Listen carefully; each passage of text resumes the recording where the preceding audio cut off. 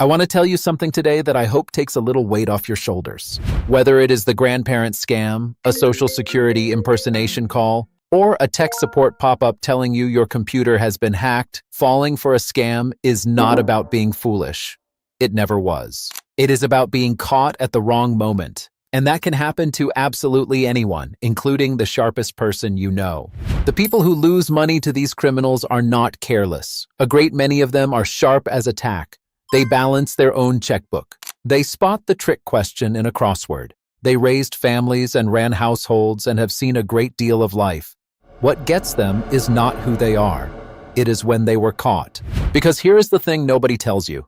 A scam is not really a contest of brains. It is a contest of timing. And the person on the other end of that phone is not hunting for somebody foolish. He is hunting for a moment. A moment when your guard is down.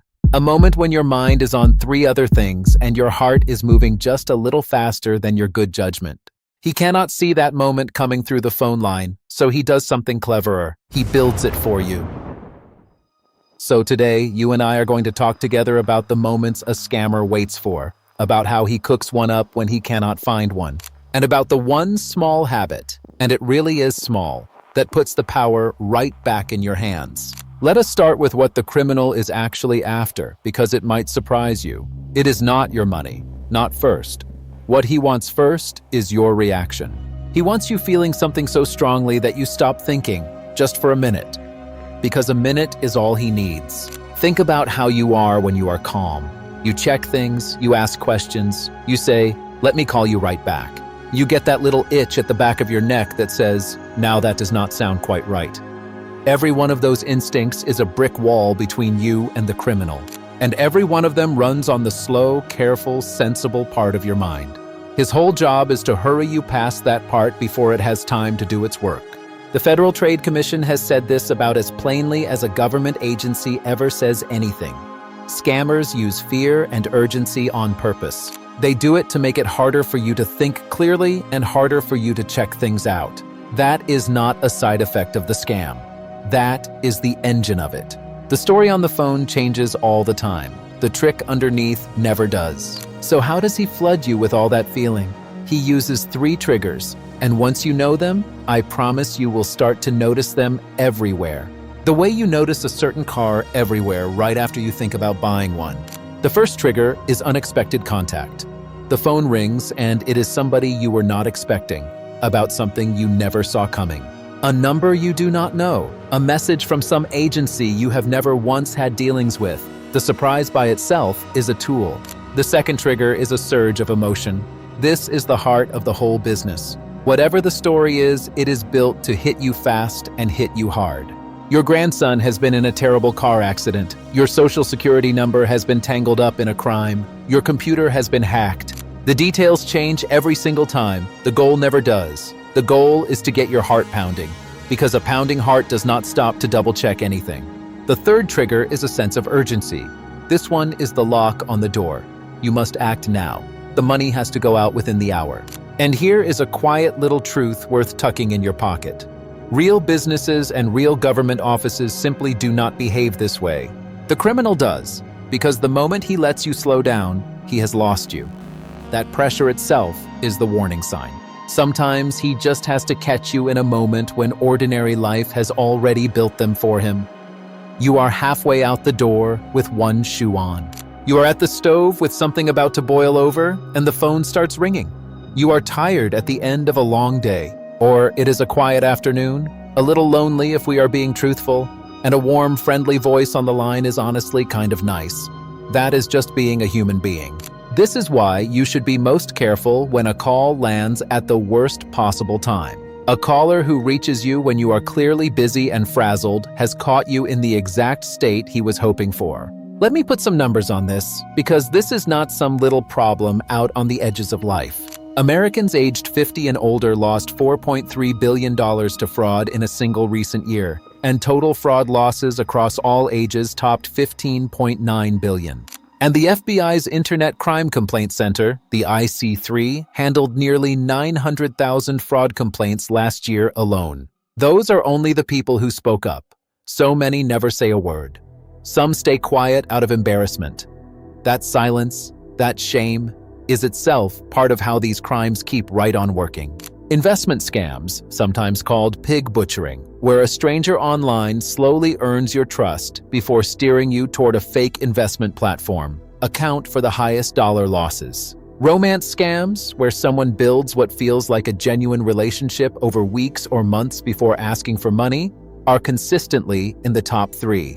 Government impersonation scams, someone calling as the IRS or Medicare demanding immediate payment, jumped 47% in just 1 year. And tech support scams alone, that pop up on your screen insisting your computer is infected and you must call immediately, cost older Americans $159 million last year. Each of these follows the same 3 triggers. The stories are just dressed up differently. One more thing worth knowing.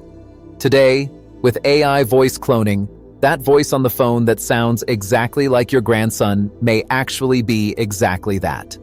His voice, reproduced by a machine from a few seconds of audio lifted off social media.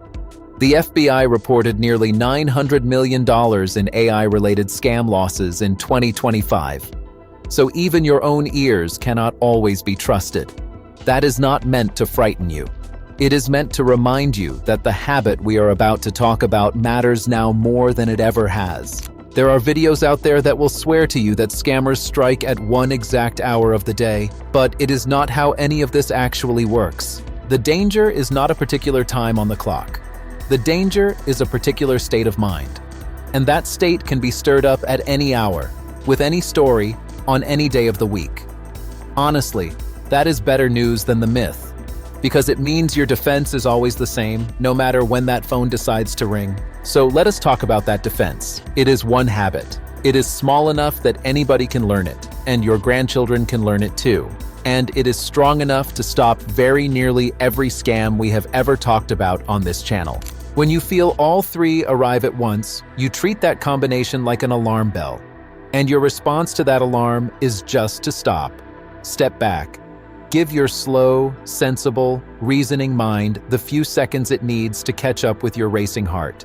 And do not let anybody tell you the pause is doing nothing. The pause is the most powerful move you have.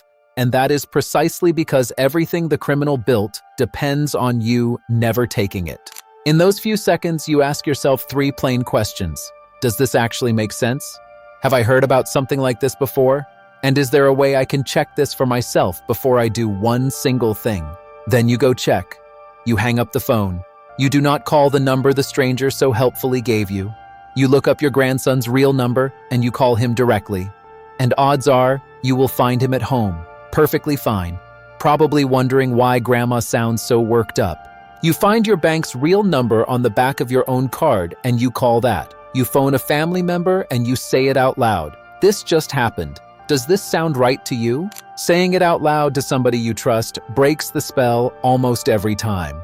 That secrecy is not protecting your grandchild. That secrecy is protecting the criminal. And if something does happen, know that you can report it. The National Elder Fraud Hotline is 833-FRAUD-11. You can also file a complaint with the FBI at ic3.gov. And you are in good company when you pause. The people who work in the highest pressure jobs there are the airline pilots, the emergency room doctors, the soldiers. Every one of them leans on a version of this very same pause. When everything around them is screaming, "Move right now," the trained response is to take the one breath that lets good judgment back into the room. You can train that exact same response. You do not have to be quicker than the scammer. You do not have to be smarter than him. You only have to be slower than the panic he is trying so hard to hand you. So let us bring it on home. The scammer is not out looking for a foolish person. He is looking for a fast moment. And when he cannot find one lying around, he builds one out of fear and hurry. Whether the story is your grandchild in trouble, a gift card payment to clear a warrant, a wire transfer to protect your savings, or cryptocurrency sent to a Bitcoin ATM to avoid a fake IRS freeze, his whole craft, start to finish, is getting you to act before you think. Which means your whole defense fits in one short sentence. When a call brings you sudden contact, a rush of strong feeling and pressure to act right now, that is your signal to do the one thing he cannot survive. You pause, You reflect, you protect. If this helped you today, do me a favor and share it with one person you care about. Because the active pause works even better when a whole family knows the steps. And if you have ever felt that pressure yourself, the racing heart, the voice on the line telling you to hurry, hurry, come tell us about it in the comments. What was the story they tried on you? Your warning might be the very thing that protects somebody else who is watching right now. Take care of yourself. Stay calm, stay a little skeptical, and we will see you in the next one.